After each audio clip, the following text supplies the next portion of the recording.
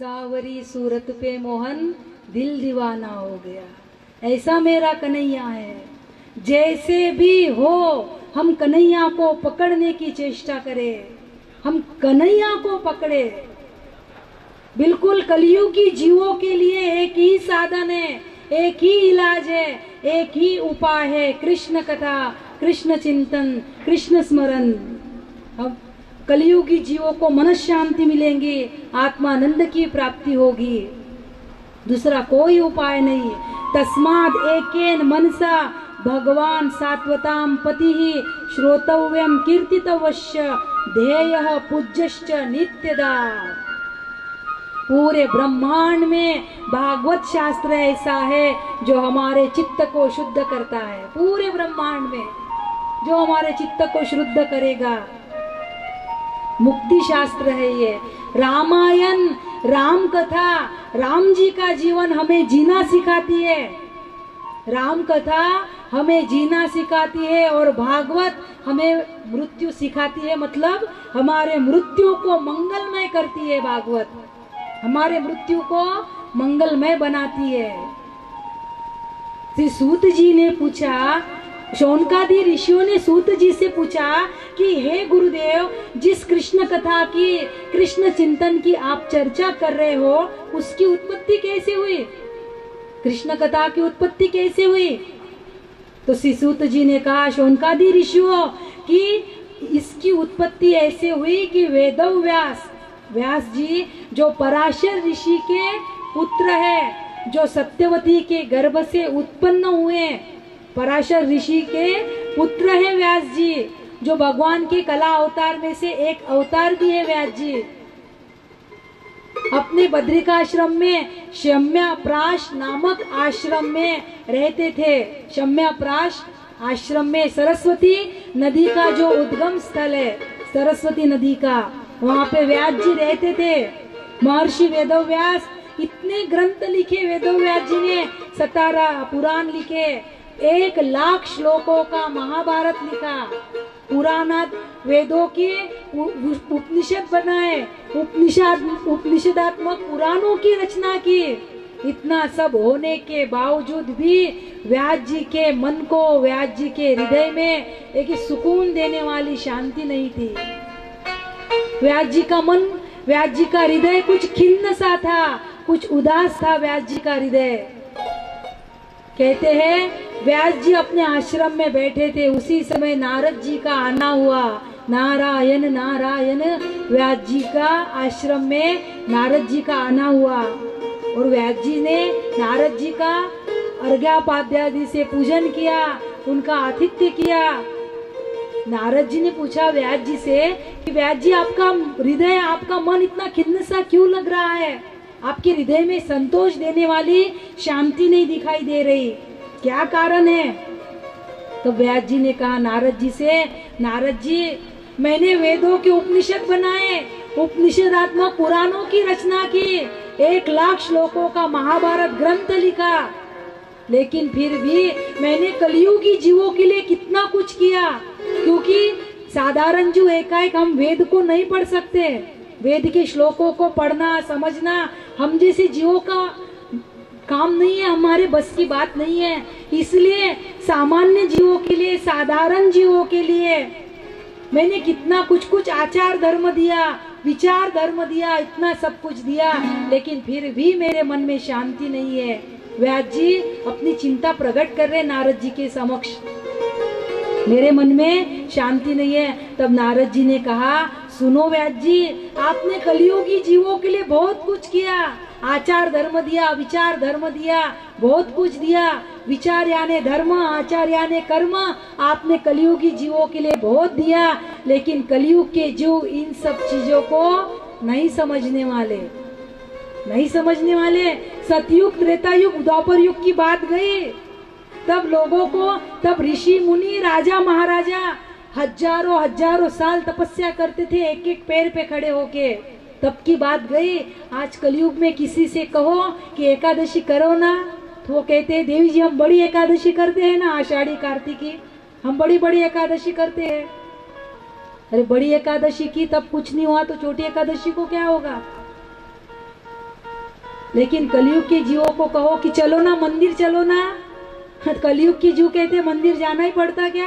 अरे मन में गंगा मन में काशी, मन चंगा तो काठोत में गंगा।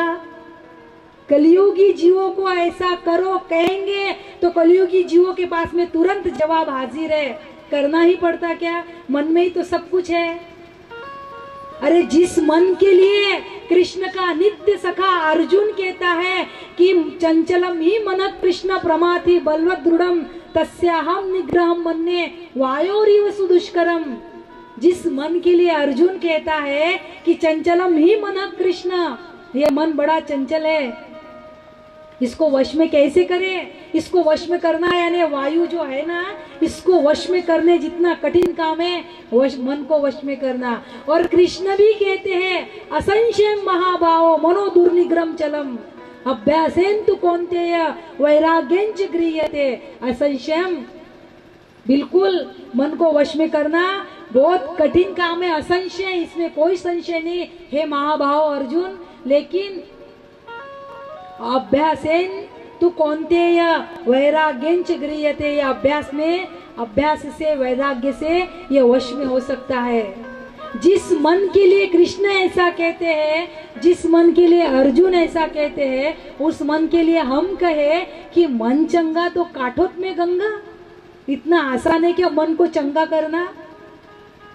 ऐसा जो व्यक्ति कहता है ना कि मन चंगा तो काठोत में गंगा, उस व्यक्ति को पर्टिकुलर हमारा सवाल है कि चलो ना भोजन के लिए चलो ना।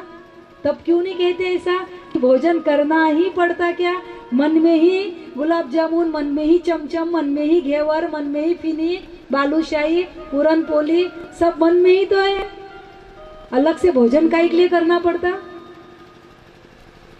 यानी भोजन के लिए थाली चाहिए, उसमें भी सब बराबर चाहिए, दाल चावल सब्जी रोटी मट्ठा अचार चटनी सलाद सब चाहिए। थोड़ा भी कम रहा तो जमता नहीं। भोजन के लिए, भोग के लिए सब चाहिए, और योग के लिए, भजन के लिए मन गणंत चर्चा करते हैं। ये कलियुगी जीव रहेंगे। इसलिए नारद जी कहने लगे व्यास जी से कि व्यास जी आप कितनी भी रचना कर लो, कलियुगी जीवों के लिए कितना भी कुछ दे दो, लेकिन जब तक जिस काव्य में, जिस रचना में प्रभु का गुणगान नहीं है, प्रभु की भक्ति का, प्रभु की लीला का, प्रभु की महिमा का, जब तक उसमें गुणगान नहीं आता, तब तक कोई भी काव्य, कोई भी रचना कितनी भी अलंकार आदि से युक्त हो, कितनी भी साहित्यिक हो, तब तक वह रचना फीकी है, वह रचना अधूरी है। जब तक मेरे मालिक का गुणगान, मेरे मालिक की भक्ति उसमें नहीं आती। इसीलिए नारद जी कहने लगे व्यास जी से कि व्यास जी आप ये कलियुगी जीव, इन्होंने कृष्ण चिंतन करना चाहिए, कृष्ण कथा में तन्मय होना चाहिए। और मेरा विश्वास है कि कलियुग की जनता, कलियुग के जीव कृष्ण कथा में तन्मय हो गए, कृष्ण चिंतन में तन्मय हो गए, क्योंकि मेरा परमात्मा, मेरा कन्हैया है ही बड़ा इतना सुंदर, नटखट प्यारा सलोना है ही बहुत सुंदर। कर्षयंती सा कृष्ण, बड़ा आकर्षित करता है। कर्षयंती, आकर्षण करना, मेरा कन्हैया सुंदर है, बिल्कुल आकर्षित करता है। पूरा गोरा नहीं है, सावला है परमात्मा, सावला है। नील सरोरुह नील मणि नील नीरधर श्याम, लाजही तन शोभा निरखी कोटि कोटि सत्कार। सावला है मेरा परमात्मा, लेकिन कईयों को बावला करके छोड़ने वाला है। सावला है, गोरा नहीं है परमात्मा, श्याम वर्ण है, मेघ श्याम वर्ण है, लेकिन कईयों को बावला करके छोड़ता है। कोटि कोटि सत्काम, करोड़ों करोड़ों कामदेव वारी जाऊं मैं परमात्मा पे, करोड़ों करोड़ों कामदेव। और नारद जी कहने लगे मैं यूं ही नहीं बोल रहा, मेरे अनुभव से बोल रहा। अनुभव आले या अंगा ते या जगह दे तसे, मुझे जो अनुभव आया मैं वो सुना रहा हूँ। नारद जी अपनी आप बीती, अपने पूर्व जन्म की कथा व्यास जी को सुनाने लगे। सुनो व्यास जी, मैं उपबरहन नाम का एक गंधर्व था, मैंने संतों का, ऋषि मुनियों का अपमान किया, संतों ने मुझे श्राप दिया और मैं दासी पुत्र बना। मैं गंधर्व था लेकिन मैं दासी पुत्र बना। मैं गत जन्म का दासी पुत्र, मैं ब्राह्मण नहीं था, मैं ब्रह्मर्षि नहीं था, मैं दासी पुत्र था। मेरा जब जन्म हुआ, व्यास जी से नारद जी अपने गत जन्म की, अपने पूर्व जन्म की कथा सुना रहे। मेरा जब जन्म हुआ व्यास जी, तब मेरे पिता की मृत्यु हो गई। अब मेरी माँ अपने पति के मृत्यु का शोक मनाए या पुत्र के जन्म की खुशी मनाए। मेरे माँ ने, अब मेरे छोटा सा मैं, मुझे लेकर मेरी माँ ऋषि मुनियों के आश्रम में जाने लगी और कहने लगी, हे ऋषिवर, हे ऋषियों, आपके आश्रम में कुछ काम मिल जाएगा तो मेरी आजीविका चलती रहेगी। मेरे पति की मृत्यु हो गई है, मैं अनाथ हो गई, मेरा ये छोटा सा बालक है, मुझे कुछ काम मिल जाएगा। ऋषियों को दया आई, कहा बेटी जाओ, हमारी पत्नियां भीतर है।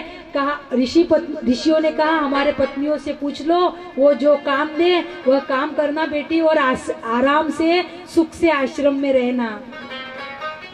तो कहते हैं, वह नारद जी कह रहे अपने पूर्व जन्म की कथा। मैं तो छोटा था व्यास जी, मेरी माँ ऋषि पत्नियों के पास में गई और पूछने, ऋषि पत्नियों ने मेरी मैया को गौ सेवा का, गैया के दोहन का काम दिया।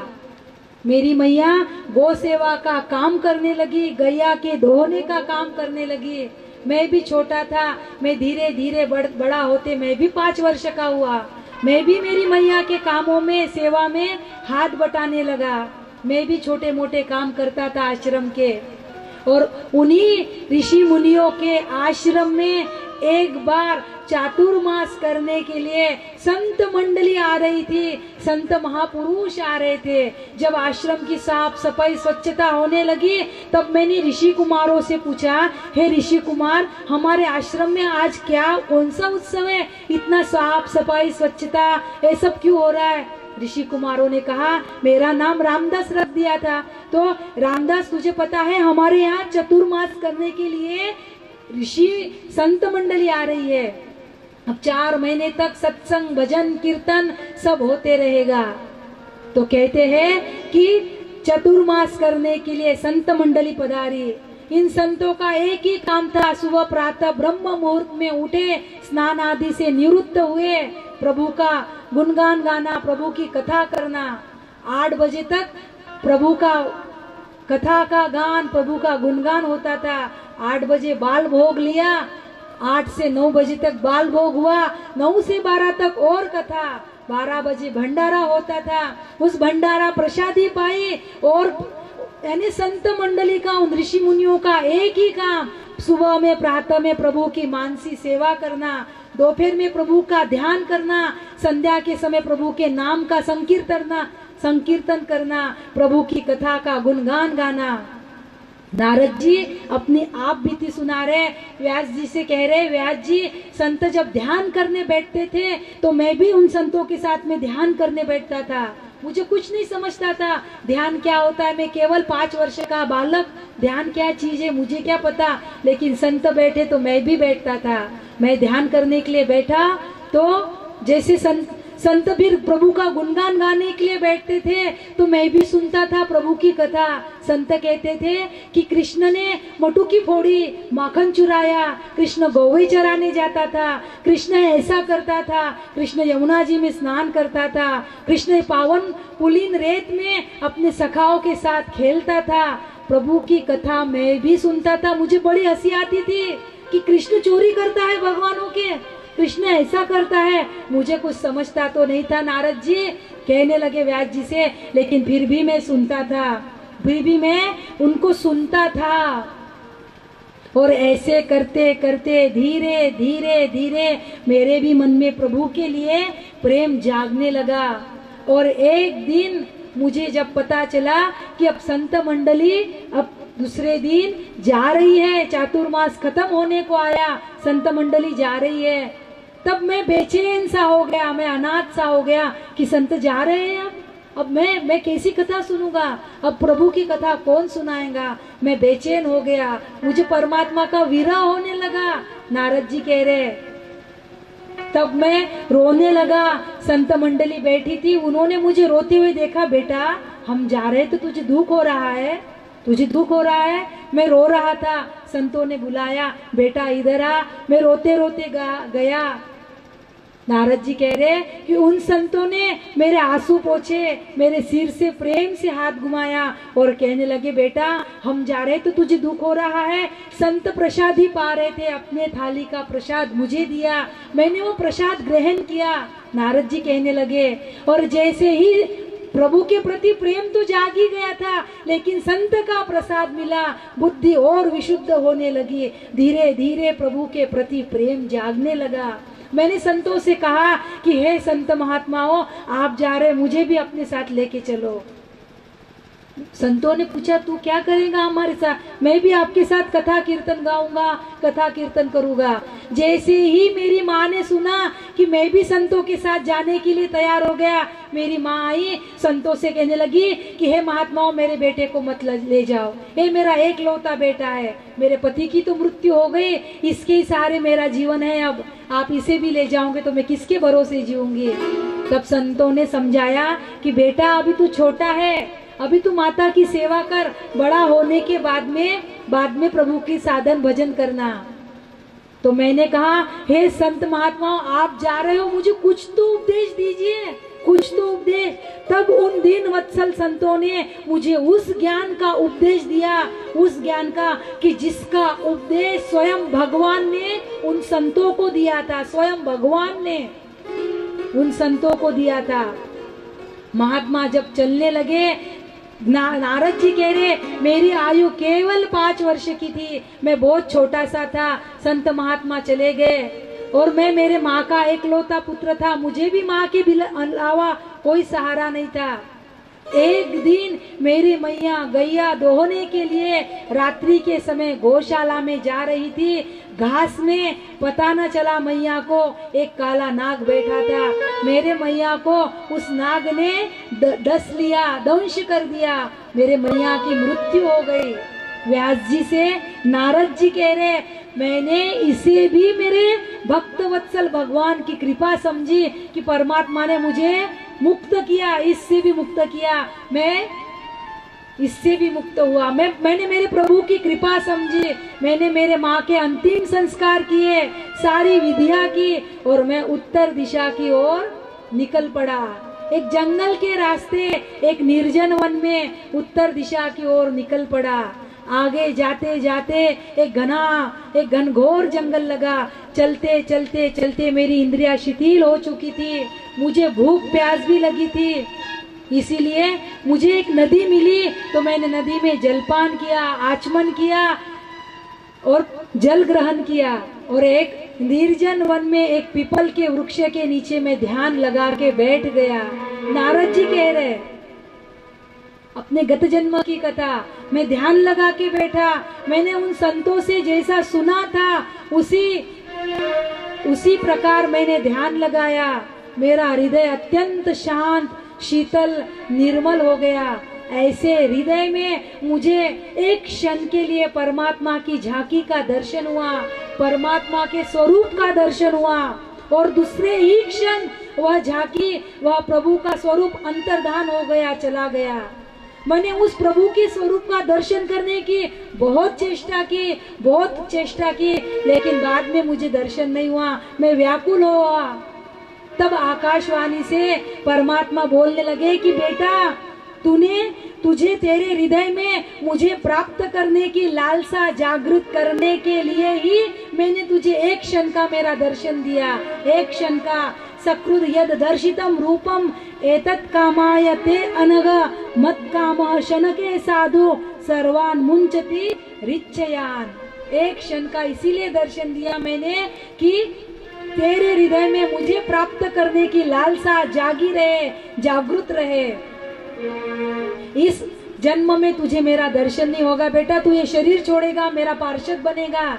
और कहते हैं आकाशवाणी इतना बोल के लुप्त हो गई और कहते हैं कि आकाशवाणी ने कहा था कि मुझे प्राप्त करने का जो तेरा दृढ़ निश्चय है वह कभी मिटेगा नहीं, प्रलय होने पर भी मिटेगा नहीं। तो तब से जब से आकाशवाणी सुनी मैंने नारद जी कह रहे, तब से मैं प्रभु का नाम संकीर्तन गाने लगा, करने लगा। समय पूरा हुआ, प्रलय हुआ, समय पूरा हुआ, ये शरीर छूटा और अगले जन्म में, एक प्रलय होने के बाद अगले जन्म में मैं विधाता का, ब्रह्मा जी का मानस पुत्र बन के जन्म लिया मैंने। एक दासी पुत्र, कहाँ एक दासी पुत्र और कहाँ आज विधाता का, ब्रह्मा जी का मानस पुत्र। और ये वीणा जो मेरे हाथ में दिख रही है ना, नारद जी कह रहे व्यास जी से, ये जो वीणा दिख रही है, ये वीणा स्वयं श्रीमन नारायण ने, श्री विष्णु भगवान ने मुझे दी। यह वीणा देव दत्ता मिमाम वीणाम स्वर ब्रह्म विभूषिताम मूर्छित्वा हरि कथाम गाय मानश्चर्याम में हम। ये वीणा मुझे साक्षात भगवान विष्णु ने प्रदान की। नारद जी कहने लगे कि हे व्यास जी, नित्य प्रभु चिंतन, नित्य कृष्ण चिंतन, नित्य प्रभु का नाम जपता हुआ, प्रभु का गुणगान करता हुआ आज मैं इस ऐसी अवस्था तक आ पहुंचा कि एक दासी पुत्र, एक विधाता का पुत्र बन गया, मानस पुत्र। इसीलिए मेरा विश्वास है व्यास जी, कलियुगी जीवों के उद्धार के लिए, कलियुगी जीवों के आत्म कल्याण के लिए, उन्हें मनस शांति प्राप्त करने के लिए, आत्म शांति प्राप्त करने के लिए आप भागवत की रचना कीजिए। आप श्रीमद् भागवत महापुराण की रचना कीजिए। भागवत महापुराण कलियुगी जीवों का आत्म उद्धार करेगा, उन्हें परम गति देगा। श्रीमद् भागवत महापुराण वरदान स्वरूप है, वरदान स्वरूप। मेरा विश्वास है व्यास जी को नारद जी ने अपने पूर्व जन्म की कथा बताई और कहने लगे कि कलियुगी जीवों के आत्म उद्धार आप श्रीमद् भागवत की रचना कीजिए। और कहते हैं नैमिषारण्य में शौनकादि ऋषि से श्री सूत जी कह रहे हैं कि जो लेखनी व्यास जी ने रख दी थी, जो लेखनी इतना सब लिखने के बाद जो लेखनी व्यास जी ने रख दी थी, आज नारद जी की प्रेरणा से वह लेखनी उठाई व्यास जी ने और पुनश्च भागवत की रचना करने लगे। प्रभु का स्मरण किया, नारायणं नमस्कृत्यं नरं चैव नरोत्तमं देवीं सरस्वतीं व्यासं ततो जय मुदीरये। अपने प्रभु का, गुरुजनों का, देवी सरस्वती का व्यास जी ने स्मरण किया, भागवत जी का महात्म्य लिखा। सच्चिदानंद रूपाय विश्वोत्पत्त्यादि हेतवे तापत्रय विनाशाय श्री कृष्णाय वयं नुमः। व्यास जी ने महात्म्य लिखा, प्रथम स्कंद की कथा लिखी, प्रथम स्कंद अधिकार लीला, द्वितीय स्कंद श्री शुकदेव जी ने परीक्षित जी को जो साधन पढ़ाया, साधन लीला, तृतीय स्कंद सर्जन लीला, चतुर्थ स्कंद ध्रुव आख्यान, पंचम स्कंद प्रियव्रत आख्यान, षष्ठम स्कंद अजामिल आख्यान आदि आदि प्रकरण, सप्तम स्कंद नरसिंह प्रकटीकरण, अष्टम स्कंद मनवंतर लीला, नवम स्कंद सूर्यवंश की कथा, दशम स्कंद भगवान बाल कृष्ण का जन्म प्रकटीकरण और प्रभु की बाल लीला, एकादश स्कंद की कथा में व्यास जी ने लिखा यदुवंश का सर्वनाश और परमात्मा लीला संवरण करके निज धाम गए, और द्वादश स्कंद परीक्षित जी के मोक्ष की कथा और सुखदेव जी का प्रस्थान। ऐसे द्वादश स्कंद और 18,000 श्लोक, भागवत में 18,000 श्लोक है। नारद जी ने केवल 4 श्लोक सुनाए थे, चतुश्लोकी भागवत सुनाई थी नारद जी ने व्यास जी को। उन 4 श्लोकों से व्यास जी ने 18,000 श्लोक लिखे। द्वादश स्कंद और 18,000 श्लोक, इतना लिखा नारद व्यास जी ने। और कहते हैं कि व्यास जी ने इतना सब लिख लिया, भागवत तैयार हो गई, रचना हो गई भागवत की, उसकी सब हो गया, लेकिन व्यास जी को चिंता होने लगी, अब मैं इसे किसको पढ़ाऊं, मैं इस भागवत ग्रंथ की, भागवत कथा की दीक्षा किसे दूं, मैं किसे सुनाऊं। व्यास जी ने सोचा तो कहते हैं व्यास जी ने शिव जी की तपस्या की और कहा, शिव जी से कहा कि आप मेरे पुत्र बन के प्रकट होइए, पुत्र रूप में आप ही आइए। तो कहते हैं ज्ञान की वैराग्य की अधिष्ठातृ देवता भगवान शिव, साक्षात भगवान शिव शुभदेव बनकर प्रकट हुए, शुभदेव बनकर प्रकट हुए। ये व्यास जी के पुत्र है शुभदेव जी, शुभदेव मुनि व्यास जी के पुत्र है। और ऐसे है कि 12 वर्ष तक माँ के गर्भ में रहे, माँ के उदर में रहे 12 वर्ष तक, आए नहीं 12 वर्ष तक, बाहर ही नहीं आए। तब भगवान ने आकाशवाणी से कहा शुभदेव जी से कि बेटा बाहर आ, तुझे माया बांधेंगी नहीं, ये मोह माया बांधेंगी नहीं, तू बाहर आ। यानी व्यास जी ऐसे है जिसने जन्म बाद में लिया लेकिन परमात्मा का दर्शन पहले किया। शुभदेव जी जैसे ही बाहर आए ना, जो माता से नाल का संबंध होता है उसको शुभदेव जी ने स्वयं ही तोड़ा और जंगल के रास्ते शुभदेव जी तपस्या करने के लिए निकल गए। ब्रह्म सत्य जगत मिथ्या इस सिद्धांत को मानने वाले श्री शुभदेव जी थे कि ब्रह्म सत्य है जगत मिथ्या है। ये निर्गुण निराकार में बैठने वाले, उसकी समाधि में रहने वाले श्री शुभदेव जी महाराज जैसे ही जन्म हुआ तपस्या जंगल में निकल गए। व्यास जी हे पुत्र हे पुत्र हे पुत्र करते करते उनके पीछे गए, लेकिन शुभदेव जी लौट के नहीं आए। अपने ध्यान में, अपनी समाधि में परमात्मा के निर्गुण निराकार स्वरूप में मस्त हो गए। और कहते हैं जब व्यास जी ने श्रीमद् भागवत महापुराण जब रचना करके रख ली, अब किसे सुनाना, पुत्र तो जंगल में है, पुत्र तो निर्गुण निराकार की समाधि में मस्त है। तब व्यास जी ने अपने शिष्यों को कुछ श्लोक पढ़ाए भागवत के। और व्यास जी के शिष्य जब जंगल में जाते थे गैया चराने के लिए या लकड़ी तोड़ने के लिए, तब इन श्लोकों का पाठ करते करते जाते थे। और शुभदेव जी अपने ध्यान में बैठे थे और जैसे ही भागवत के श्लोक सुने, बरहा पीड़म नटवर वपु, जैसे ही एक एक श्लोक सुने, शुभदेव जी समाधि से बाहर आए, शिष्यों के पास में गए, ये किसके स्वरूप का वर्णन है, ये किसकी महिमा है, ये किसकी प्रभुता किसकी महिमा का वर्णन गा रहे हो आप, और ये श्लोक किसने लिखे। तब व्यास शिष्यों ने कहा शुभदेव जी ये श्लोक तो आपके पिता ने व्यास जी ने लिखे, ये भगवान श्री कृष्ण का चिंतन है, ये भगवान श्री कृष्ण के स्वरूप का वर्णन है। वैसे ही शुभदेव जी व्यास जी के चरणों में दौड़ते हुए गए और कहने लगे पिताजी मुझे भागवत की दीक्षा दीजिए, मुझे भागवत पढ़ाइए, मुझे सुनाइए इस कथा को। और कहते हैं तब व्यास जी ने श्री शुभदेव जी को यह भागवत कथा पढ़ाई, भागवत कथा की दीक्षा दी।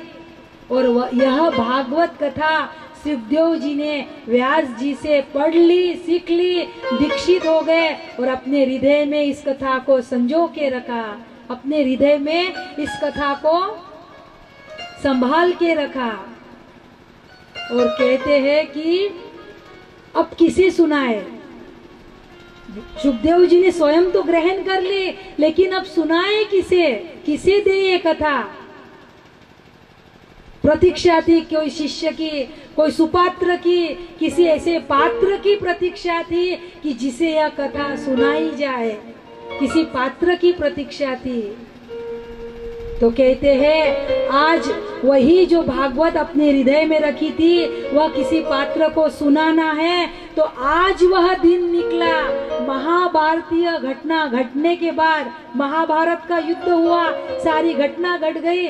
जब भगवान श्री कृष्ण अपने निज धाम सिधार गए, महाभारतीय घटना हो गई, भगवान श्री कृष्ण निज धाम सिधार गए।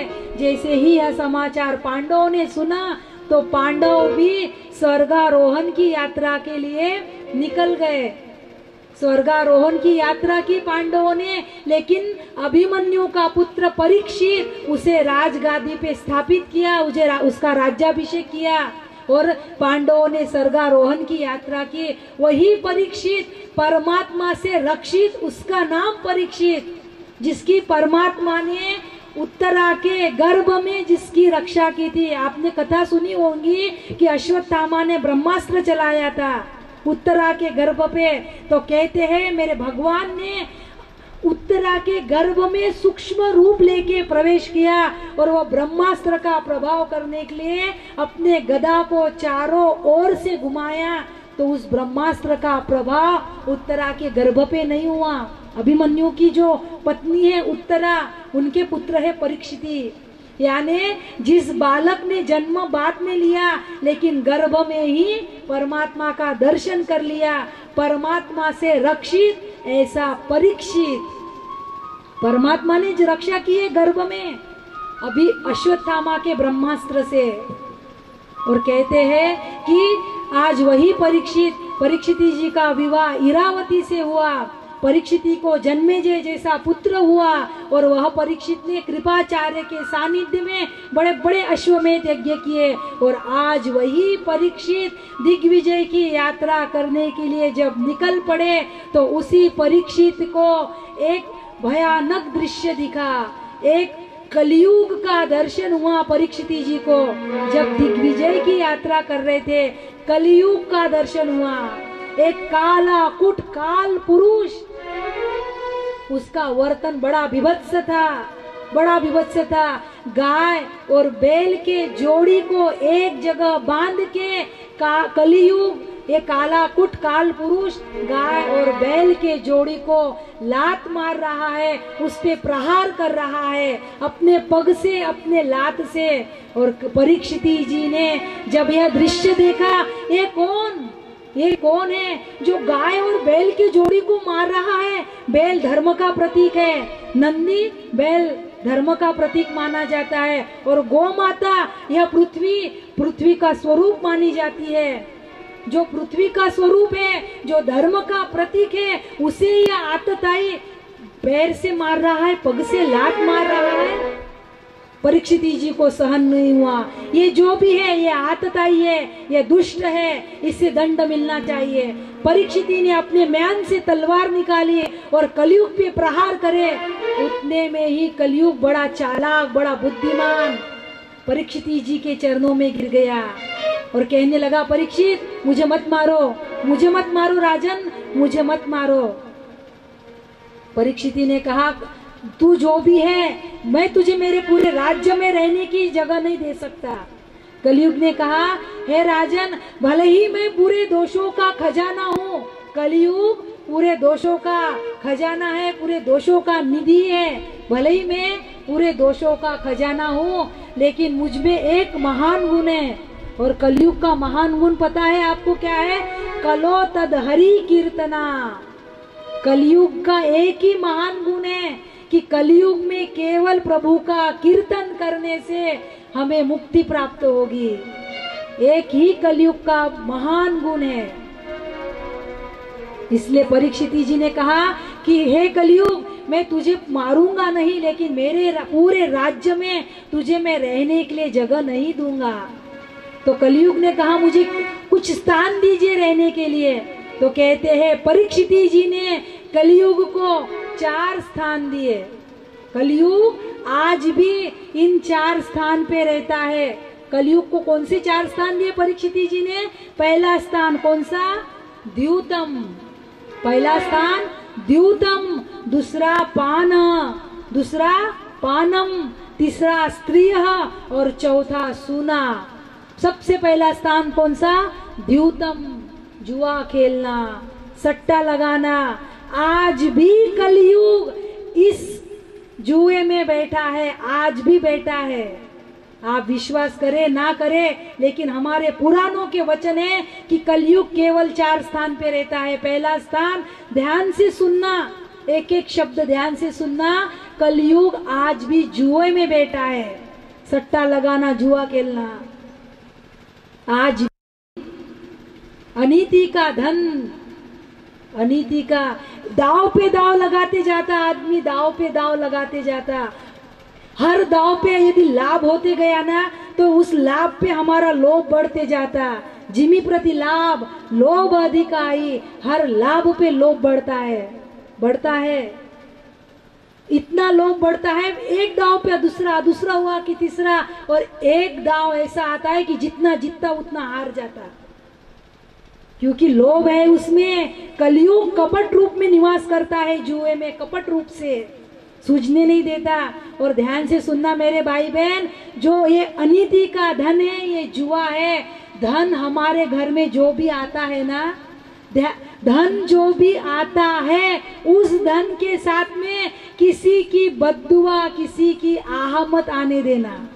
जो भी धन आप कमा के लाते हो, उस धन में किसी की आह, किसी की बद्दुआ मत आने देना। क्यों? क्योंकि उसी धन से आप अन्न खरीदते हो, उसी धन से अन्न खरीदा जाता है, उसी अन्न के सूक्ष्म भाग से हमारा मन तैयार होता है, और उसी अन्न के स्थूल भाग से हमारा तन तैयार होता है। इसीलिए हम कहते हैं जैसा खाओ अन्न वैसा बने मन। इसीलिए जो भी कमाई करके लाते हो, उसमें किसी की बद्दुआ, किसी की आहमत आने देना। आप कहोगे देवी जी कलयुग है, सब चलता है, चलता है तो चलाइए, हमारा कोई विरोध नहीं है, लेकिन बिल्कुल सत्य है और त्रिवार सत्य है। जैसा अन्न खाएंगे वैसा मन बनेगा, और अन्न जैसा धन कमा के लाओगे वैसा ही अन्न आपके यहाँ आएगा। और अनीति का पैसा, अनीति की लक्ष्मी जिस रास्ते से आती है ना मेरे भाई बहन, उसी रास्ते से जाती है। अनीति का धन जिस रास्ते से आता है, उसी रास्ते से जाता है अनीति का धन। आपने भिलावा देखा होगा ना, भिलावा, भिलावा जब पूर्व काल में डॉक्टरी इलाज नहीं थे ना, तो घुटने का दर्द हो, कोई मुक्का मार हो या कुछ भी हो ना, तो भिलावा की 1-2 बूंद, भिलावे के अंदर तेल जो होता है उसकी 1-2 बूंद लिए जाती थी। ली जाए, बुजुर्ग बैठे हैं पता होगा, 1-2 बूंद पीते थे, उसकी मात्रा थी 1 या 2 बूंद। ज्यादा बूंद हो गई उस भिलावे की, तब तो हमें लगता था कि पच गया, लेकिन 8-15 दिन के बाद में वो खुजा खुजा के कहीं से ना कहीं से निकलता ही निकलता था। ऐसे ही पाप की कमाई, पाप की संपत्ति आज तो मीठी लगती है, बहुत अच्छी लगती है, लेकिन कहीं से न कहीं से निकलेगी ही निकलेगी, बिल्कुल परम सत्य है। इसीलिए नीति न्याय छोड़ के जो धन को कमाएगा, संपत्ति जमाएगा, अंत में प्राणी सीधा नरक में जाएगा। अंत में प्राणी सीधा नरक में जाएगा। नीति न्याय छोड़ के जो धन को कमाएगा, संपत्ति जमाएगा, अंत में प्राणी सीधा नरक में जाएगा।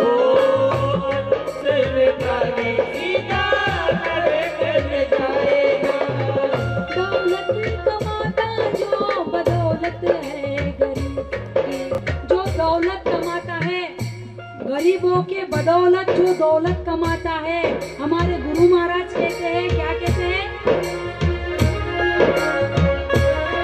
दौलत कमाता जो बदौलत है गरीबों की, दौलत कमाता बदौलत है गरीबों की।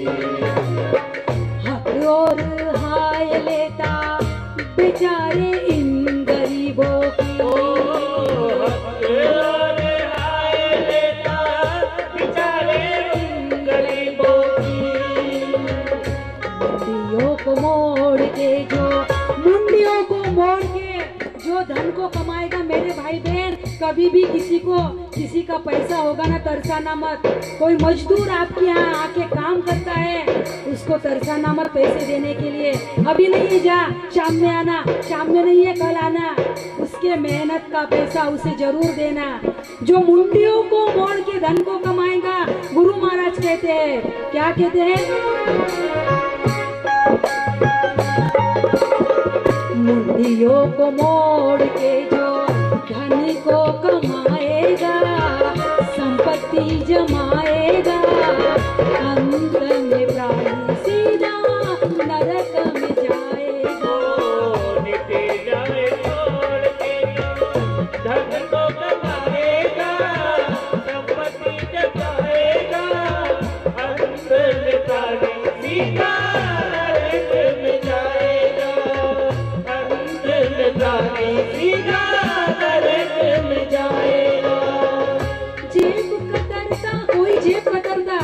कोई किसी की जेब कतरता है, उसे लगता है कि उसको क्या पता चला, मैंने हाथ की सफाई से जेब कतर ली।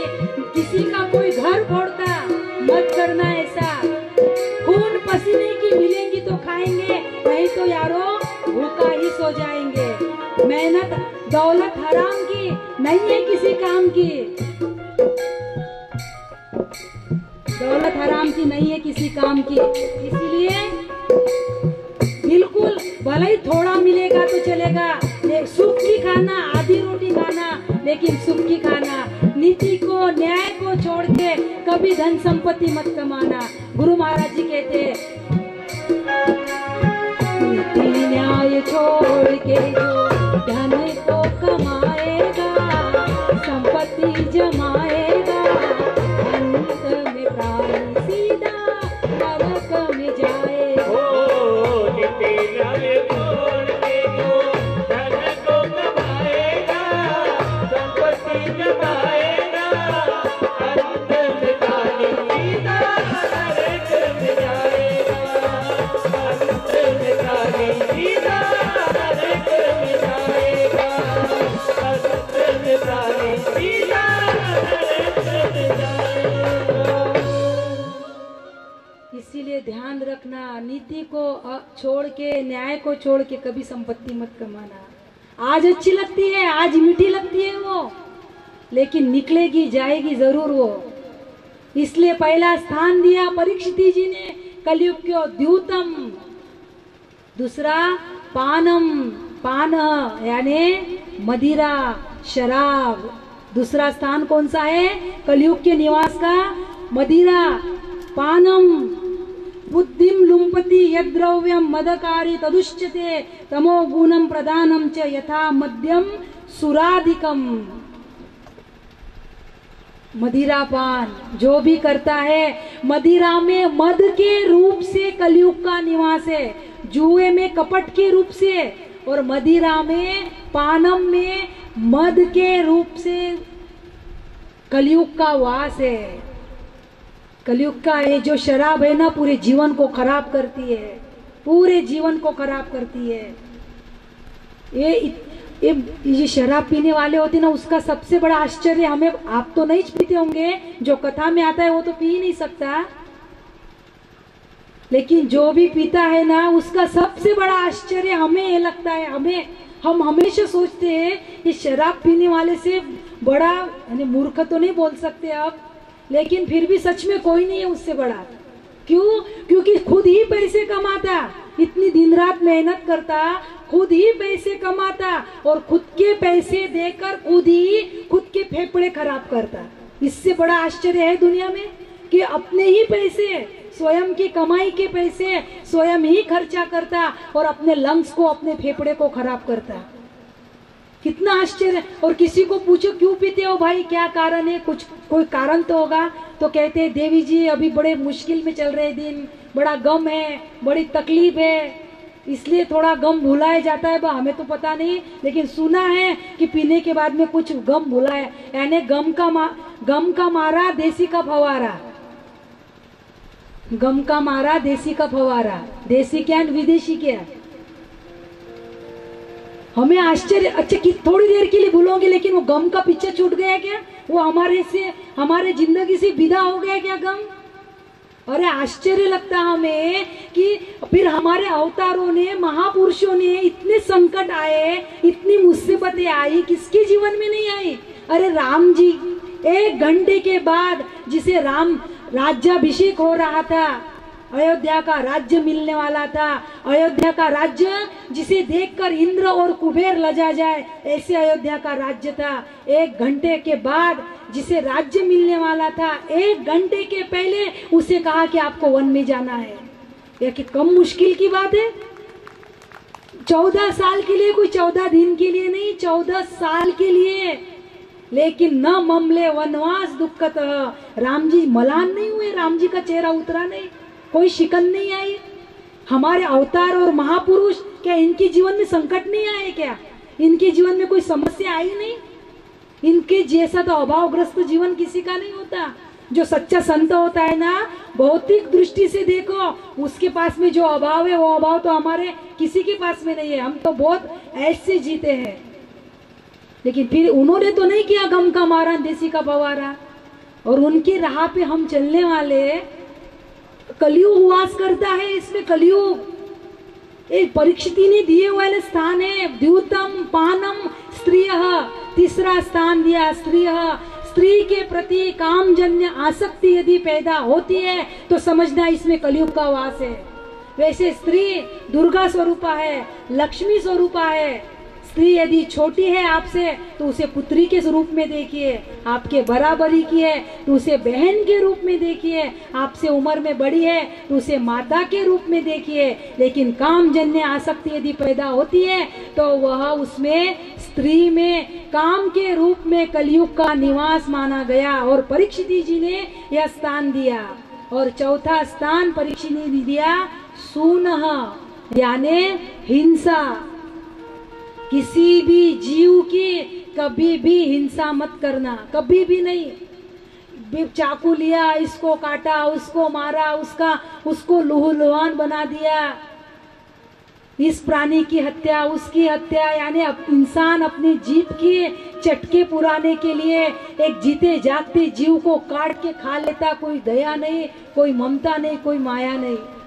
वारे इंसान, तेरी भी बहुत हो गई। यानी समझ में नहीं आता इंसान की मेंटेलिटी को हुआ क्या है आज। सुना, हिंसा मत करना। अपने मन से, अपने वाणी से और अपने कर्म से कभी भी किसी का दिल नहीं दुखना चाहिए। से किसी का कुचिंतन करे, न वाणी से किसी के लिए अपशब्द निकाले और ना अपने कर्म से किसी के लिए ऐसा कुछ न करे।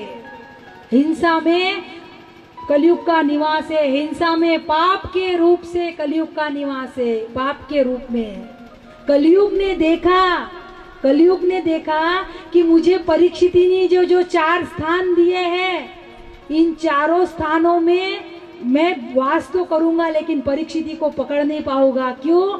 क्योंकि परीक्षिति जुआ खेलते नहीं, द्यूतम जुआ खेलते नहीं, परीक्षिति मदिरा पान करते नहीं, परस्त्री में मातृवत भाव रखते हैं, धर्मात्मा है, प्रजा पालक, प्रजा वत्सल राजा है, ऐसा हरि भक्त राजा, न किसी की हिंसा करेगा। तो मैं इन चारों माध्यम से कलयुग ने सोचा परीक्षिति के भीतर प्रवेश नहीं कर सकूंगा, और जब तक मैं परीक्षिति के भीतर प्रवेश नहीं करूंगा तब तक मेरा राज्य कैसे आएगा, मेरा युग कैसे आएगा, क्योंकि परीक्षिति जी को मुझे पूरे राज्य में रहने नहीं देंगे। इसीलिए कलयुग बड़ा चालाक बुद्धिमान, कलयुग ने कहा परीक्षित है राजन, मुझे कोई एक स्थान और दो, एक स्थान और दो। तब परीक्षिति ने एक स्थान कौन सा दिया? जात रूपम। जात रूपम यानी सोना, सुवर्ण। कलयुग आज भी सोने में वास करता है। अब हमारी माताएं कहेंगी कि आप सोना पहनना नहीं, क्या पहनिए, लेकिन कौन से सोने में वास करता है कलयुग? अनीति से लाया हुआ जो धन है या सुवर्ण है, अनीति से लाया हुआ, उस अनीति के सुवर्ण में कलयुग वास करता है, नीति के नहीं। सुवर्ण में परमात्मा का भी वास माना जाता है, नारायण का भी वास सुवर्ण में है, सोने में है, लेकिन नीति के सुवर्ण में नारायण का वास है और अनीति के सुवर्ण में कलयुग का वास है, कलयुग का वास।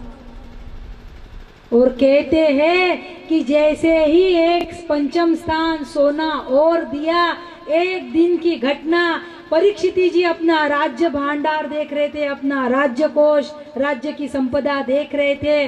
परीक्षिति जी के हाथों एक मुकुट लगा, और मुकुट किसका था? वो मुकुट जो जरासंध को जीत कर परीक्षिति के दादा भीमसेन ने जरासंध राक्षस को जीत कर वो मुकुट लाया था।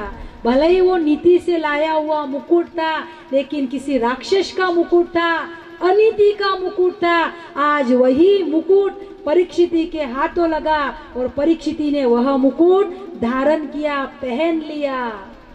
और जैसे ही परीक्षिति ने मुकुट पहना, अनीति का धन था, अनीति का सुवर्ण था, कलयुग को आने को रास्ता मिल गया कलयुग, और कलयुग आया वह स्वर्ण के माध्यम से और सीधा माथे में बुद्धि में प्रवेश कर गया कलयुग। और अधर्म जब आता है ना, बड़ा सुंदर स्वरूप लेके आता है। अधर्म जब भी आता है बहुत सुंदर स्वरूप लेके आता है। जैसे ही देखो पैर से प्रवेश करता था ना तो शायद पैर लड़खड़ा जाते थे, पैर लड़खड़ा जाते थे, लेकिन सीधा बुद्धि में प्रवेश हुआ और बुद्धि बिगड़ गई तो सब कुछ बिगड़ गया। बुद्धि नाशात प्रणश्यति, गीता कहती है बुद्धि के नाश से सर्वनाश होता है। बुद्धि नाशात प्रणश्यति। और कलियुग परीक्षित के माथे में दिमाग में आके बैठा हरि भक्त व्यक्तिमत्व, प्रजा पालक, प्रजा वत्सल, ऐसा धार्मिक राजा आज कुछ सूझा नहीं, अपना धनुष बांध लिया, अपना तरकस लिया, अपने म्यान में तलवार रखी और परीक्षित जी शिकार खेलने के लिए जंगल के रास्ते निकल पड़े, आखेट करने के लिए निकल पड़े, शिकार करने लगे, पशु पक्षियों की हिंसा करने लगे। एक प्रजा पालक हरि भक्त राजा, धर्मवत्सल, धर्म पालक, ऐसा परीक्षित आज शिकार खेलने लगा, पशु पक्षियों की हिंसा करने लगे। क्यों? क्योंकि कलयुग माथे में बैठा था, कलयुग हंस रहा था, कलयुग नाच रहा था कि परीक्षित आज तो मेरे हाथों में आए तुम, इतने दिनों बाद मेरे हाथों में आए। और कहते हैं कलयुग बैठा माथे में, परीक्षित हिंसा करने लगे, थक गए परीक्षित, भूख से व्याकुल होने लगे, प्यास से व्याकुल हुए, गए शमीक ऋषि के आश्रम में। शमीक अपने आत्ममौनी काष्ठमौनी होके बैठे थे, समाधि में लीन थे। परीक्षिती ने जल मांगा, हे साधु, हे ऋषि, मुझे जल दो, मुझे प्यास लगी है। अब शमीक ऋषि तो अपने ध्यान में समाधि में मग्न थे, बाहर की दुनिया की कोई खबर नहीं थी, इसीलिए उन्हें पता न चला। लेकिन परीक्षिती को स्वयं का अपमान लगने लगा, मैं दिग्विजयी राजा, मैं सार्वभौम चक्रवर्ती सम्राट राजा, मुझे पानी तक का नहीं पूछा, मैंने मांगा तो मुझे दिया भी नहीं। परीक्षिती जी को स्वयं का अपमान लगा और शमीक ऋषि का अपमान करने के लिए बाजू में मरा पड़ा हुआ सर्प था, अपने धनुष बाण के नोक से उस सर्प को उठाया, शमीक ऋषि के गले में डाल दिया और अपने राजधानी हस्तिनापुर लौट आए। और जैसे ही परीक्षित ने अपना धनुष बाण निकाल के रखा, अपना माथे से मुकुट निकाला, और जैसे ही मुकुट निकला कलयुग माथे से निकला, और जैसे ही कलयुग बाहर निकला परीक्षित जी को सारा दृश्य याद आने लगा। ओहो, मैंने क्या किया, मैंने एक संत का, मैंने ऋषि का अपमान किया। परीक्षित जी को पश्चाताप होने लगा, पश्चाताप के आंसू गिरने लगे, परीक्षित जी रोने लगे, मैंने क्या कर दिया ये। जैसे ही परीक्षित रोने लगे, परीक्षित की पत्नी इरावती, रानी इरावती, पुत्र जन्मेजय सब आए, पूछने लगे महाराज आप क्यों रो रहे हो, क्या कारण है, क्यों रो रहे हो। तो परीक्षित ने कहा रानी मेरे हाथों अपराध हुआ, और अपराध नहीं जघन्य अपराध हुआ। लेकिन महाराज हुआ क्या बताइए। तो मैंने शमीक ऋषि का अपमान किया, मैंने उनका उपहास किया, उनका अनादर किया, मैंने उनका अपमान किया रानी। अरे प्रजा अपराध करे तो राजा दंड देता है, लेकिन राजा ही अपराध करे तो उसे दंड किसने देना, उसे दंड किसने देना, मुझे दंड मिलना चाहिए। परीक्षित जी पछताने लगे, मुझे दंड मिलना चाहिए। और इधर शमीक ऋषि के जो पुत्र थे श्रृंगी ऋषि, वो बालकों में खेल रहे थे। शमीक के कुछ शिष्य श्रृंगी को बताने गए कि श्रृंगी तुम्हारे पिता के गले में किसी ने मरा हुआ सर्प डाल दिया। शमीक ऋषि का जो पुत्र था श्रृंगी, उसे बड़ा क्रोध आया, उसकी आंखें लाल लाल होने लगी कि यह उपहास, यह अपमान किसने किया मेरे पिता का, किस दुष्ट ने अपमान किया। और कहते हैं श्रृंगी ऋषि को क्रोध आया, आंखें लाल लाल होने लगी, अपने कमंडलू से जल लिया, उसे अभिमंत्रित किया और कहने लगे, जिस भी दुष्ट ने यहाँ उपहास किया, मेरे पिता का अपमान किया, उनका अनादर किया, वह आज से 7वें दिन इसी सर्प का पूर्वज तक्षक नाग, इसी सर्प का पूर्वज तक्षक नाग है, इसी तक्षक नाग के दंश से आज से 7वें दिन उसकी मृत्यु होगी। ऐसा कहकर वह जल जमीन पर छोड़ दिया और जैसे ही जमीन पर वह जल छोड़ा, गगन गंभीर वाणी हुई। उस वाणी से शमीक ऋषि की समाधि छूटी, भंग हुई। शमीक ऋषि ने पूछा, बेटा तूने किसको श्राप दिया? ये क्या किया तूने? किसको श्राप दिया?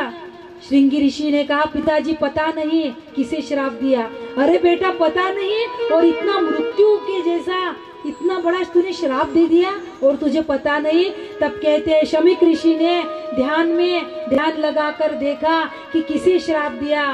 तब शमीक ऋषि के आंखों के सामने सारा दृश्य आने लगा और शमीक ऋषि ने कहा, बेटा तूने बहुत बड़ा गलत काम किया, तूने उचित नहीं किया। अरे बेटा इतना बड़ा धार्मिक धर्मात्मा राजा, प्रजावत्सल, प्रजापालक, अरे हरि भक्त, जिसकी रक्षा भगवान स्वयं कृष्ण ने जिसकी रक्षा की थी, ऐसे तूने परीक्षित राजा को श्राप दिया बेटा। और एक छोटे से अपराध के लिए, इतने छोटे से अपराध के लिए इतना बड़ा दंड दिया।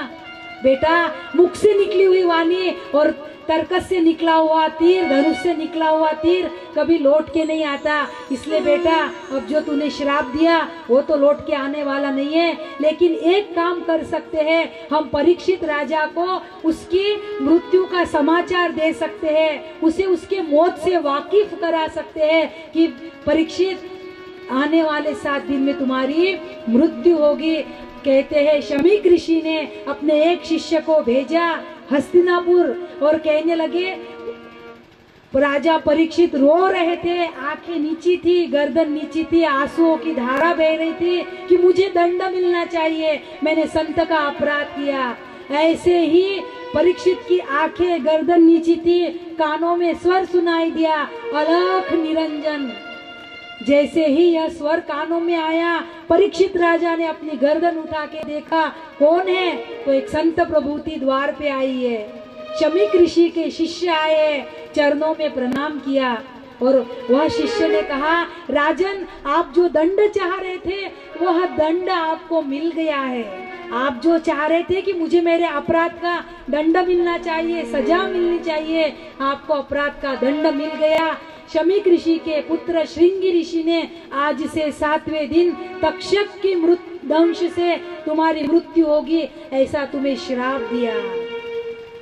शमीक ऋषि के शिष्य निकल गए और परीक्षित जी को तो बड़ी प्रसन्नता हुई सुन के कि मुझे मेरा दंड मिल गया, लेकिन पूरा राज परिवार, पुत्र, रानी आकंठ रोने लगे, पूरा राज परिवार रोने लगा। लेकिन परीक्षित प्रसन्न हुए कि मुझे मेरे अपराध का दंड मिला।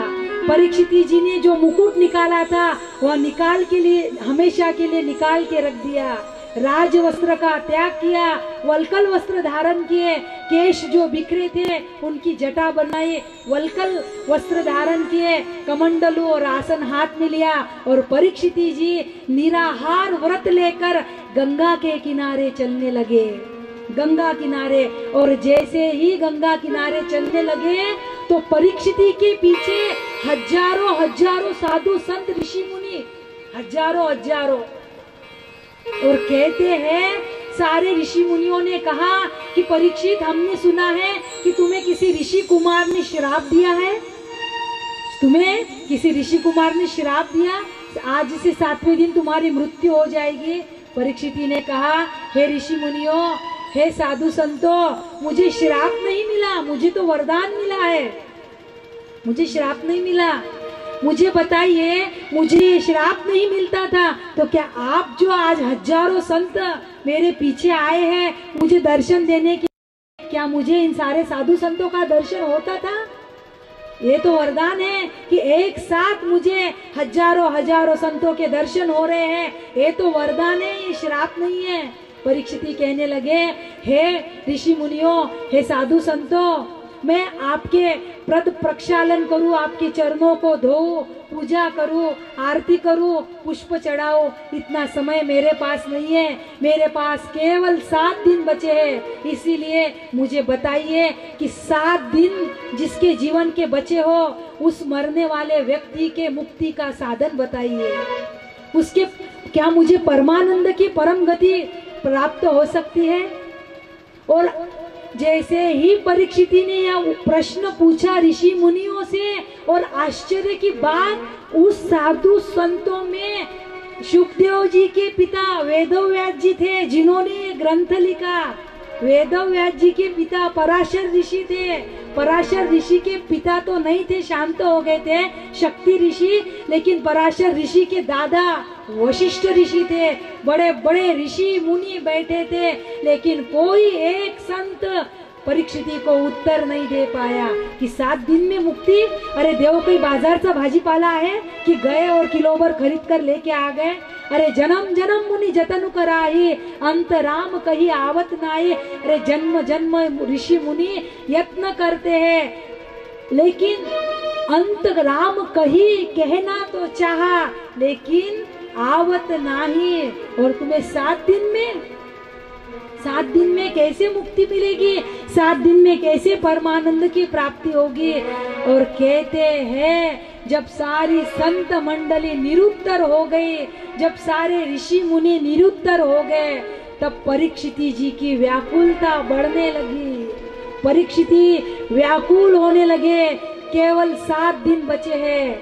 ये जीवन जो आया है सो जाएगा, उसका कोई दुख नहीं है। जिसका जन्म हुआ उसकी मृत्यु निश्चित है, अनिवार्य सत्य है, बिल्कुल निश्चित है। जो आया है सो जाएगा, लेकिन ये जीवन जिसके लिए मिला, क्या वो मेरा उद्देश्य अधूरा रह जाएगा? ये सोच सोच के परीक्षिति की व्याकुलता बढ़ने लगी। और कहते हैं कि जब व्याकुलता बढ़ती है, तब अस्तित्व में से सद्गुरु प्रकट होता है। जब हमारी सच्ची व्याकुलता हो, हमारी सच्ची प्यास हो, सच्ची तीव्रतर जिज्ञासा हो, तो ये अस्तित्व सद्गुरु को प्रकट कराता है। ये सद्गुरु को प्रकट कराता है। और उसी समय शुकदेव जी का आगमन होता है, उसी समय। और जैसे ही शुकदेव जी का आगमन हुआ, तो सारे साधु संत ऋषि मुनि अपने आसन से उठ खड़े हुए। शुकदेव जी का आगमन, बोलिए श्री शुकदेव जी महाराज की जय। शुकदेव जी का आगमन, तत्र भवत भगवान व्यास पुत्रो यदृच्छया गामट मानो अनपेक्षः अलक्ष्य लिंगो निजरावतुष्टो ऋतश्च बालेर अवधूत वेशः। शुकदेव जी का आगमन हुआ है। 16 वर्षीय, बिल्कुल श्याम वर्णीय, कौपिनवंतम। जब शुकदेव जी आए, तब स्त्रियों के, बालकों के झुंड में आए शुकदेव जी। 16 वर्षीय है, श्याम वर्णीय है। और जैसे ही शुकदेव जी आए, परीक्षित जी को पता है क्या लगा? कोई गुरु आया है या ऐसा नहीं। परीक्षित जी को क्या लगा कि कोई परम गुरु मुझे प्राप्त हुआ है, कोई योगी नाम परमम गुरुम, कोई परम गुरु। अतः पृच्छामि संसिद्धि योगी नाम परमम गुरुम, कोई परम गुरु की, परम प्रभु की मुझे प्राप्ति हुई। जैसे ही शुकदेव जी को देखा, परीक्षित जी चरणों में गिर गए, दंडवत करने लगे, दंडवत प्रणिपात करने लगे, मानो पूरा प्रेम, पूरा भाव समर्पित कर दिया हो, पूरा प्रेम। इसी का नाम प्रेम है मेरे भाई बहन। इसी का नाम है कि कोई गुरु मिलने के बाद में ऐसा लगे कि अब सब कुछ मिल गया। गुरुर ब्रह्मा गुरुर विष्णु गुरुर देवो महेश्वरा गुरुर साक्षात परब्रह्म तस्मै श्री गुरुवे नमः। गुरु मिलने के बाद ऐसा लगे कि बस गुरु ही मेरा ब्रह्मा है, गुरु ही मेरा विष्णु है, गुरु ही मेरा सर्जनहार है, गुरु ही मेरा पालनहार है और गुरु ही मेरा शंकर है, शिव है। मेरे अवगुणों का संहार करने वाला गुरु ही शिव है। गुरु साक्षात पर ब्रह्म, गुरु साक्षात पर ब्रह्म है। जब इतना भाव, ये जो मंत्र है ना, केवल प्रणाम करने का मंत्र नहीं है, ये शिष्य के, साधक के अंतकरण के समर्पण की भावना है। साधक के अंतकरण के समर्पण की भावना। गुरु ब्रह्मा, गुरु विष्णु, शिष्य। गुरु मिलने के बाद कैसा लगे? गुरु मिला, सब कुछ मिला, बाकी बचा न कोई। गुरु मिला, सब कुछ मिला, बाकी बचा न कोई। काल कर्म की कोठरी में गुरु करे सोए। गुरु मिला, सब कुछ मिला, अब कुछ नहीं चाहिए। बस अब जो गुरु करेंगे, काल कर्म की कोठरी में गुरु करे सो होए। गुरु धोबी, शिष्य कापड़ा, साबु सिरजनहार। गुरु धोबी, शिष्य कापड़ा, साबु सिरजनहार। सुरति शिला पर धोइए तो निक से ज्योति अपार। गुरु धोबी है, गुरु अपने शिष्य के लिए धोबी बनना भी स्वीकार करता है। गुरु धोबी, शिष्य कापड़ा। गुरु तो धोबी बनने के लिए तैयार है, लेकिन शिष्य भी तो कपड़ा बनने के लिए तैयार हो जाए। साबु सिरजनहार, साबन कौन है? सिरजनहार मेरा परमात्मा साबन है। सुरती शिला पर धोइए, सुरती यानी स्मरण की शिला पर स्मरण करते रहिए, करते रहिए, करते रहिए। सुरती शिला पर धोइए तो निक से ज्योति अपार। ऐसी ज्योति निकलेगी, ऐसे एक प्रकाश का आविर्भाव होगा कि जीवन का पूरा अंधेरा नष्ट हो जाएगा। जीवन का पूरा अंधेरा नष्ट होगा। इतना समर्पण, इतना आत्मसमर्पण शिष्य का गुरु के प्रति हो जाए कि अब मुझे कुछ भी नहीं चाहिए, कुछ भी नहीं चाहिए। शिष्य क्या कहता है गुरु को? आसरा इस जहां का मिले ना मिले, आसरा इस जहां का मिले ना मिले, मुझको तेरा सहारा सदा चाहिए, मुझको तेरा सहारा सदा चाहिए।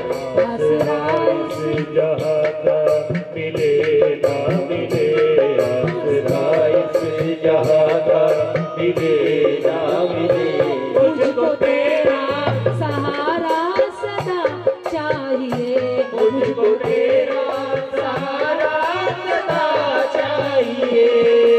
शिष्य कहता है अपने गुरु से, हे गुरुदेव, आसरा इस जहां का मिले ना मिले, मुझको तेरा सहारा सदा चाहिए।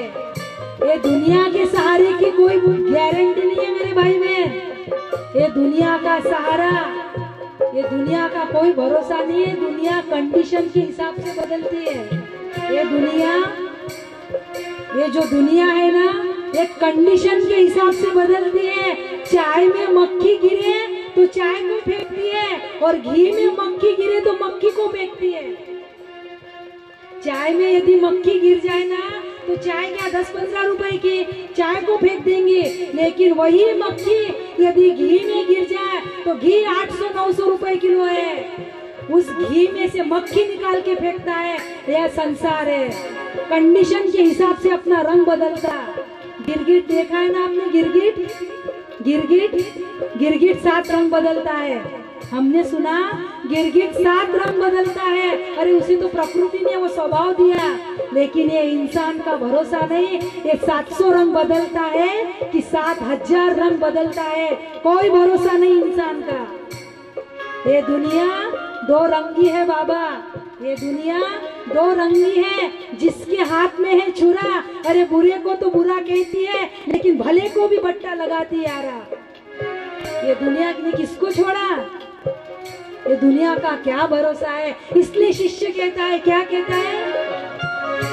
आसरा इस जहां का मिले ना मिले, आसरा इस जहां का मिले ना मिले, मुझको तेरा सहारा सदा चाहिए, मुझको तेरा सहारा सदा चाहिए। चांद तारे फलक पर दिखे ना दिखे, चांद तारे फलक पर दिखे ना दिखे, चांद तारे फलक पर दिखे ना दिखे, चांद तारे फलक पर दिखे ना शिष्य दिखे। कहता है अपने गुरु से, ये चांद तारे फलक पर दिखे ना दिखे, यानी ये दुनिया के वैभव, दुनिया का ऐश्वर्य, दुनिया की सुख समृद्धि, हे गुरुदेव मिले ना मिले कोई चिंता नहीं, कोई परवाह नहीं। ये दुनिया का ऐश्वर्य नहीं मिला तो भी चलता, लेकिन हे गुरुदेव ऐसी स्थिति बना देना कि सुमिरन मेरा हरि करे और मैं पावा विश्राम। मरने के पहले ये शिष्य की ऐसी स्थिती बना देना, हे गुरु महाराज, की माझिया देहाची मत नव्हे चाड कुठे करू कोड आनिकाची, ऐसी स्थिति बना देना, तब कहीं जाके संसार से विदाई देना, तब तक मारना भी मत। न कर जपो, न माला जपो, न जीवा जपो राम, सुमिरन मेरा हरि करे और मैं पावा विश्राम। ऐसी स्थिति बना के संसार से विदाई देना, हे सदगुरु परमात्मा। कुछ नहीं चाहिए, कोई ऐश्वर्य नहीं चाहिए, कोई सुख समृद्धि नहीं चाहिए, इसका क्या भरोसा, ये आज है कल नहीं है। इसीलिए चांद तारे फलक पर दिखे ना दिखे, चांद तारे फलक पर दिखे ना दिखे, तारे फलक पर दिखे ना दिखे, चांद तारे फलक पर दिखे ना दिखे। मुझको तेरा नजारा सदा चाहिए, मुझको तेरा नजारा सदा चाहिए, नजारा सदा चाहिए, मुझको तेरा नजारा सदा चाहिए। आसरा इस जहां का मिले ना मिले, आसरा इस जहां का मिले ना मिले, आसरा इस जहां का मिले ना मिले, आसरा इस जहां का मिले ना मिले, मुझको तेरा सहारा सदा चाहिए, मुझको तेरा सहारा सदा चाहिए, मुझको तेरा सहारा सदा चाहिए, ओ मुझको तेरा सहारा सदा चाहिए, मुझको तेरा सहारा सदा चाहिए, मुझको तेरा सहारा सदा चाहिए। और जहाँ इतने प्रेम से, इतने समर्पण से कोई व्यक्तिमत्व खड़ा हो, इतना प्रेम, इतना समर्पण, एक आशा, एक भरोसा, यह जीवन सर्वनाश को प्राप्त हो उसके पूर्व मैं सर्वस्व को प्राप्त कर लूं। यह जीवन सर्वनाश को प्राप्त हो जाए उसके पूर्व सर्वस्व को प्राप्त कर लूं। एक ही आशा, एक ही भरोसा। और कहते हैं कि जब इतना प्रेम उमड़ता है तब अस्तित्व से गुरु मूर्ति श्री शिवदेव जी महाराज प्रकट हुए। व्यास जी से जो श्रीमद् भागवत की कथा अपने हृदय में संजो के रखी थी, सुखदेव जी ने अपने हृदय में श्रीमद् भागवत की कथा को जो संभाल के रखी थी, आज श्री सुखदेव जी कोई सुपात्र मिल गया उसे सुनाने के लिए आज मानो कोई सागर। नियम तो यह है कि सरिता सागर की ओर प्रवाहित होती है। नियम क्या है? कोई नदी सागर की ओर प्रवाहित होती है, लेकिन आज कोई सागर नदी की ओर प्रवाहित हो रहा। एक नदी की ओर आज अकर्तुम घटना घट गई, अकर्तुम घटना घट गई। और इतने प्रेम से जहाँ परीक्षित जी बैठे थे, परीक्षित जी प्रश्न पूछने लगे। और परीक्षित जी का प्रश्न क्या है?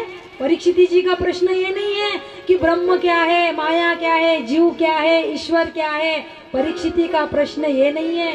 परीक्षित जी का प्रश्न है, हे गुरुदेव, मरणासन्न पुरुष जिसका मरण समीप हो गए आ गया हो, उस पुरुष के लिए ऐसा क्या करे कि जिसका 7 दिन में उसका उद्धार हो जाए, 7 दिन में परमानंद की प्राप्ति हो जाए।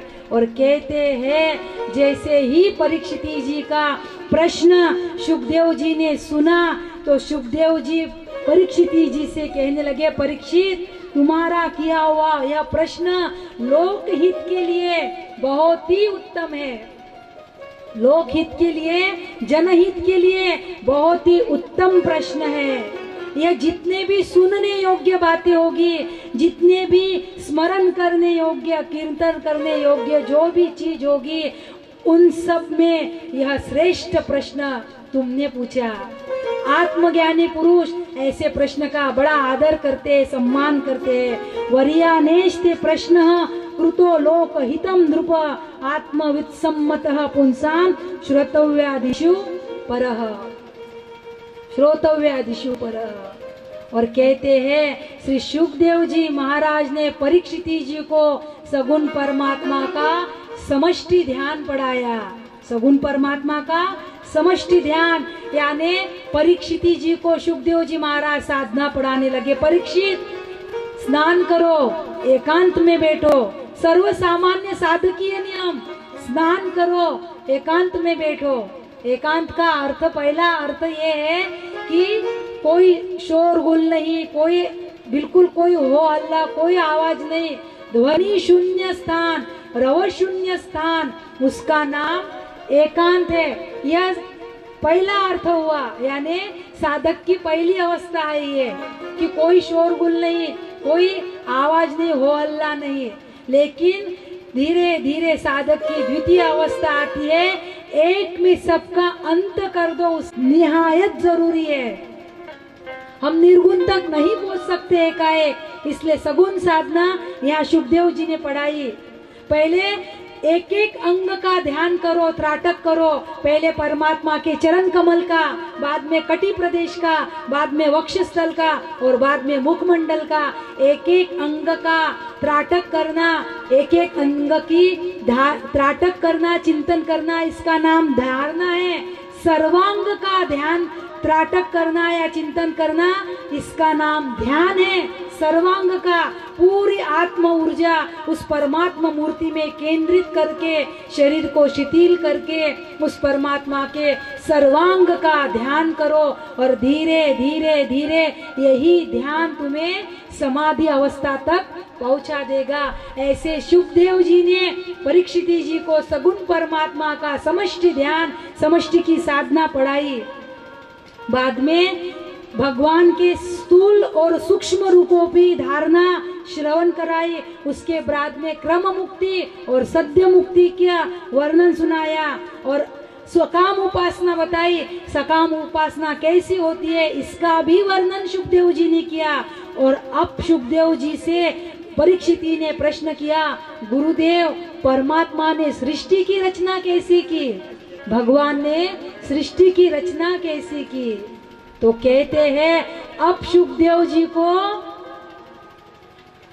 ध्यान में आया कि परमात्मा का मंगलाचरण करना चाहिए। नियम ऐसा है कि जब कथा आरंभ होती है तब आरंभ हुए बराबर मंगलाचरण किया जाता है। लेकिन सुखदेव जी इतने आनंदी हुए, इतने गदगद हुए परीक्षित का प्रश्न सुन के कि सुखदेव जी महाराज मंगलाचरण करना भूल गए। सुखदेव जी मंगलाचरण करना भूल गए और अब सुखदेव जी को याद आया कि मैंने मंगलाचरण नहीं किया।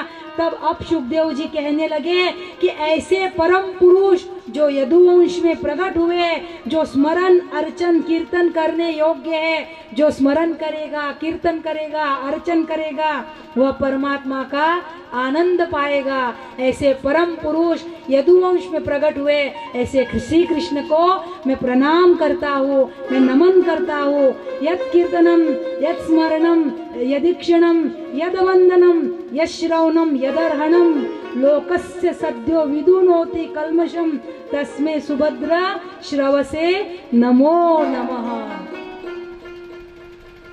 अब सुखदेव जी ने परमात्मा को नमन किया, मंगलाचरण किया, और परीक्षित जी ने जो प्रश्न पूछा कि हे गुरुदेव, परमात्मा सृष्टि की रचना कैसे करते हैं, तब सुखदेव जी ने कहा, परीक्षित, पहले कुठेच नव्हते काही, पहले कहीं कुछ नहीं था, पहले कुठेच नव्हते काही, चंद्र सूर्य तारा नाही, अवघे शून्यच होते पाई, पहले कहीं कुछ नहीं था, सारा हिरण्यगर्भ था, और उस हिरण्यगर्भ में यदा कदा अहंकार चेतित होता है, उस अहंकार से महत तत्व की निर्मिति होती है। उस महद अहंकार में एक स्फुरन उग आया, मैं हूँ, मैं हूँ, मैं हूँ, मुझसे हो, मुझसे हो, मुझसे हो, यानी मैं एक हूँ, मुझसे अनेक हो, अनेक हो, एक हो हम बहुत श्याम, मैं एक हूँ, मुझसे अनेक हो। उस अहंकार में एक स्फुरन उगाया, और कहते हैं इसी संकल्प से 3 गुणों की उत्पत्ति होती है। तामस अहंकार से पंच तत्व, पंच तन्मात्रा, राजस अहंकार से पंच ज्ञानेन्द्रिया, पंच कर्मेंद्रिया, इस पंच, और सात्विक अहंकार से इन इंद्रियों को भोगने वाली इनकी देवता यानी 10 देवता, ऐसे सात्विक अहंकार से इनकी देवता उत्पन्न हुई। पंच तन्मात्रा, पंच तत्व, 5 ज्ञानेन्द्रिया, 5 कर्मेंद्रिया, 20, और अंतकरण चतुष्टय, मन बुद्धि चित्त अहंकार, ऐसे 24 तत्व का एक शरीर बनता है। एक 24 तत्व का एक शरीर बना, लेकिन निश्चेष्ट है, कोई हलन नहीं, कोई चलन नहीं, कोई हिल नहीं रहा, कोई डुल नहीं रहा, निश्चेष्ट पड़ा है। तब कहते हैं ऐसे 24 तत्व का एक शरीर बना, उसका सृजन किया परमात्मा हिरण्यगर्भ में, और उसमें अपना अनुप्रवेश किया। तदेवानु प्राविशत, यानी हमारे भीतर जो चेतना है, आत्मा है, वह परमात्मा का अनुप्रवेश है। ऐसे 24 तत्व का एक शरीर तैयार हुआ, और वह शरीर पानी में गिर गया, वह शरीर पानी में गिरा। नार अयन सा नारायण, नार यानी पानी, अयन यानी घर। जो प्रथम पुरुष का जो नाम हुआ वह नारायण हुआ, क्योंकि जल ही जिसका घर है, ऐसे प्रथम पुरुष का नाम नारायण। नारायण के नाभि कमल से ब्रह्मा जी की उत्पत्ति, और ब्रह्मा जी अपनी खोज करने लगे कि मैं कहाँ से उत्पन्न हुआ, मेरी उत्पत्ति कहाँ से हुई। तब ब्रह्मा जी ने बहुत खोज की, ब्रह्मा जी को कुछ पता नहीं चला। तब ब्रह्मा जी को 2 शब्द 3 बार सुनाई दिए, तप तप तप। हे ब्रह्मा जी, आकाशवाणी के द्वारा भगवान ने कहा तुम तपस्या करो, और कहते हैं ब्रह्मा जी ने 1 सहस्त्र वर्ष तक, 1000 वर्ष तक तपस्या की, और उस तपस्या के फल स्वरूप ब्रह्मा जी को परमात्मा का दर्शन होता है। और परमात्मा ने ब्रह्मा जी को आदेश दिया, ब्रह्मा जी तुम सृष्टि की रचना करो। ब्रह्मा जी ने कहा प्रभु मैं सृष्टि की रचना तो करूं, लेकिन मैंने सृष्टि की रचना की, इसका अहंकार मुझ में न आए। इसीलिए कहते हैं भगवान श्रीमन नारायण ने चतुश्लोकी भागवत का उपदेश ब्रह्मा जी को दिया, जो 10 लक्षणों से युक्त है। ब्रह्मा जी से कहा कि हे ब्रह्मा जी, मैं सर्वत्र विद्यमान हूँ, मेरा ही सर्वत्र वास है, मैं ही सब दूर निवास करता हूँ, सब दूर मैं ही हूँ।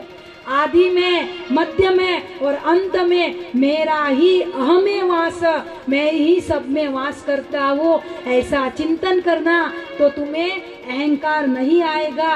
और यहाँ पे ब्रह्मा जी को चतुश्लोकी भागवत सुनाकर यहाँ पे द्वितीय स्कंद विराम होता है और सुखदेव जी कहते हैं परीक्षित जी को कि परीक्षित, तुमने जो यह प्रश्न पूछा कि परमात्मा सृष्टि की रचना कैसे करते हैं, यही प्रश्न एक बार विदुर जी ने मैत्रेय जी से पूछा और परीक्षित जी के मन में शंका आने लगी कि मैत्रेय जी से विदुर जी ने यह प्रश्न पूछा। यह कथा तृतीय स्कंद में आती है और इस कथा को हम ठीक कल 3 बजे देखने का प्रयास करेंगे। आज हम सत्संग को विराम देते हैं, द्वितीय स्कंद की कथा विराम होती है और तृतीय दिवस की तृतीय स्कंद की कथा को हम कल देखने का प्रयास करेंगे ठीक 3 बजे। आज सत्संग विराम होता है, 2 मिनट हरिनाम चिंतन स्मरण, बाद में आरती।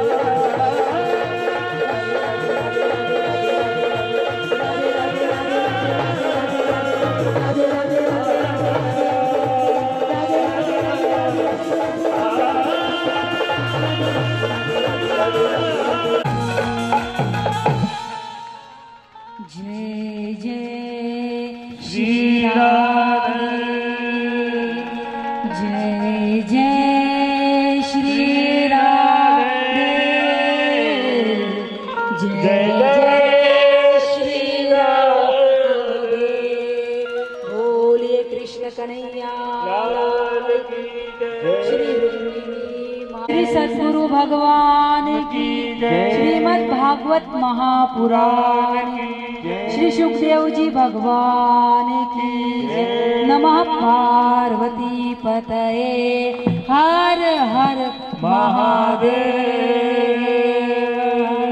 हरे कृष्ण कृष्ण कृष्ण हरे हरे, हरे राम राम राम हरे हरे। हरे कृष्ण कृष्ण कृष्ण हरे कृष्ण, हरे कृष्ण कृष्ण हरे हरे, हरे राम राम राम हरे हरे।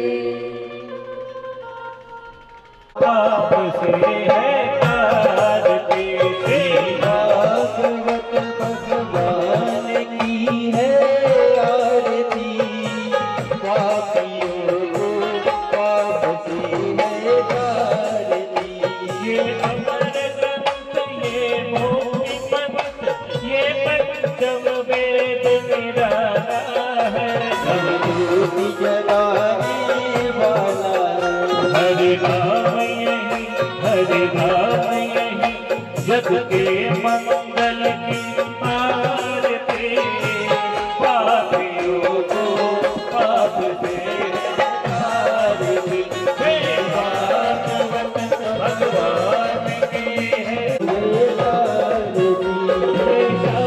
गीत पावन पुनीत, पापों को मिटाने वाला है, हरि दर्श कराने वाला है। सुख करने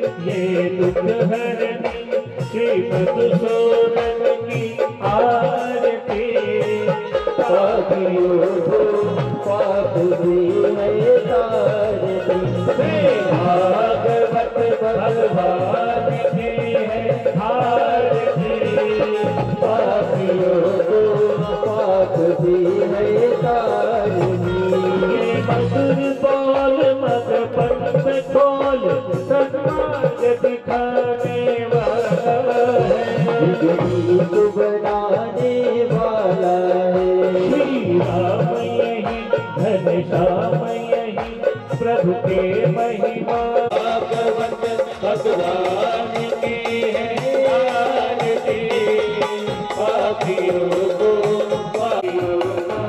पाप की है आरती। जय जय सतगुरु दीन दयाल दर्श से हर्ष भयो। जय जय हर्ष भयो आनंद भयो। जय जय सतगुरु दीन दयाल दर्श से हर्ष भयो। जय जय सतगुरु Deen Dayal.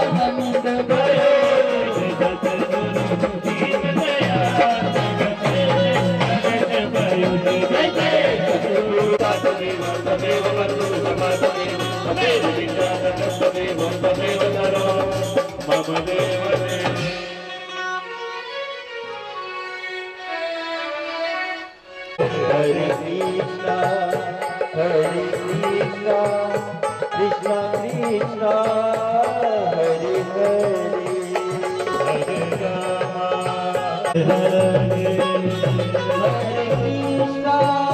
Hare Krishna, Krishna Krishna, Hare Hare, Rama Rama, Hare Hare, Hare Krishna, Krishna